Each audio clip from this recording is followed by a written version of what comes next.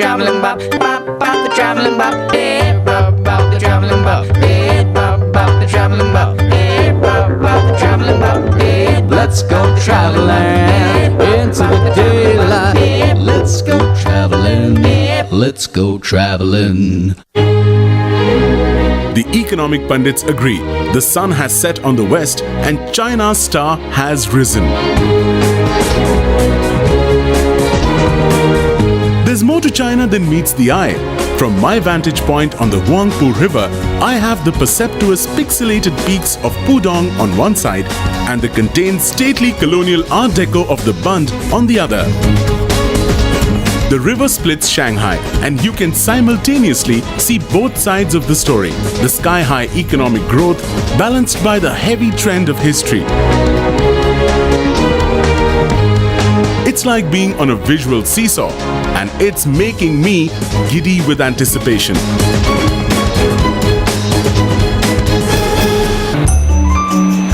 It's easy to do Shanghai on flyby. The 24-hour transit visa is a fun pass for a day, even if you just drop by Shanghai to shop. If you're stopping over, pop in. China Eastern does desi food options on board, even a Gen one, to tide you over till you can get back to the comfort and relative safety of a home-cooked meal. I travel light, but it's still tough to keep up. Everything in Shanghai seems to move at the speed of light. The trains aren't called high speed until they can hit 200 kilometers an hour. Even the elevators are in the race to the top. In the Jinmao Tower to my right, you go up 88 floors in 45 seconds. You can work out the math. The answer is, that's lightning fast. Have you ever sat in the front row of a movie theater? That's what taking a walk in downtown Shanghai can feel like. And in a Shanghai heartbeat, you can go from gazing at the heavens to walking upon a new heaven on earth. That's what Shintendi, where I'm at, translates to.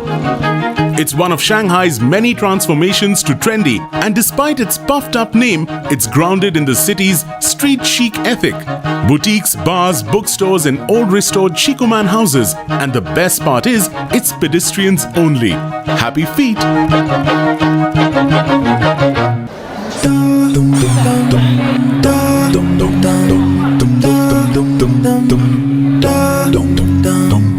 Communist era quiche to capitalist era coffee. Whether you're seeking a fix of ideological meaning or prop for your material leaning, you'll find it in one of these pagodas of Yuhuan Bazaar. Apparently, old-school China is so hard to come by in Shanghai that local tourists throng the vendors and squawking hawkers in almost the same numbers as us foreign gawkers.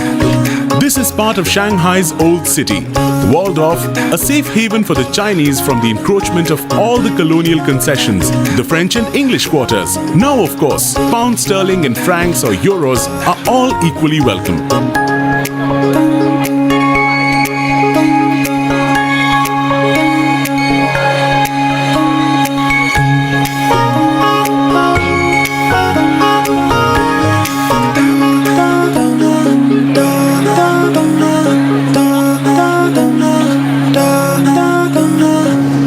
This is Zhou Chu Chao, or the Bridge of Nine Zigzags.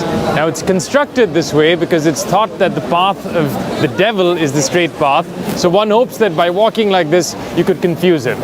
So if you go crooked, you won't go straight to hell. Do you have to be bad to be good, or does it just take longer? Very confusing. I'm just going to take a detour upstairs and contemplate these moral complexities over a cup of tea. The Chinese think it's rude to even chat without first having had some cha. A serious initiation into tea culture can still set you back serious yarn. But casual tea ceremonies have been integrated into everyday expressions. How you say sorry or thank you here is not with a Hallmark greeting card, but by pouring a pot, though flowers still have a part to play. Blooming tea, desiccated flowers wrapped in bundles of black or green or jasmine or oolong can be brewed over and over again. And it's a conversation starter, the gift that keeps on giving. At Hu Sing Ting, tea and chatter is the order of the day, though it's respectful to stay solemn and silent for the poor.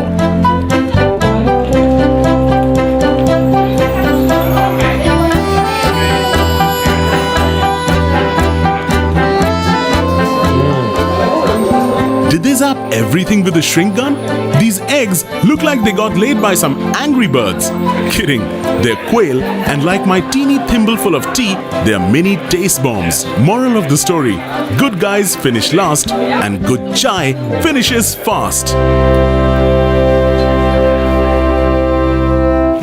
Though there are at least a dozen other contenders for Venice of the East, each water town around Shanghai makes an excellent claim to the title. Settled on the Yangtze River during the Ming and Qing dynasties, they are the flag bearers for a beautiful, bucolic and sadly bygone era. Unfortunately, most are infested with a plague of flag bearers, those megaphone-yielding dictators marching with small armies of tourists.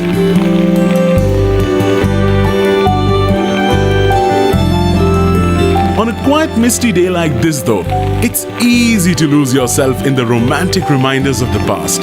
The drooping willows, the wooden latticework, the lantern-lined hutongs or alleys, and of course, the delicately arched stone and brick bridges and homes which span the water.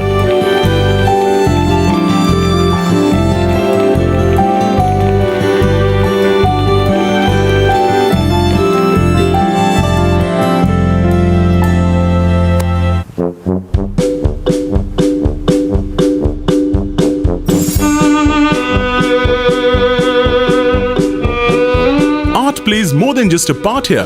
It's the whole deal. Ever since master illustrator Cheng Shifa hit the big time.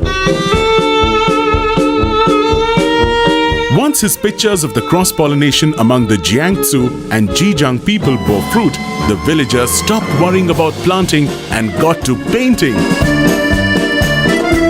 And now everyone dabbles in dabbing, including me, I suppose.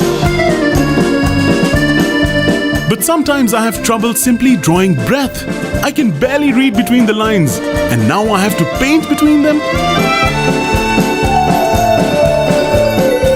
A helping hand and voila! I'm even more talented than my college vocational test results said. Looks like I don't have to be a fireman when I grow up.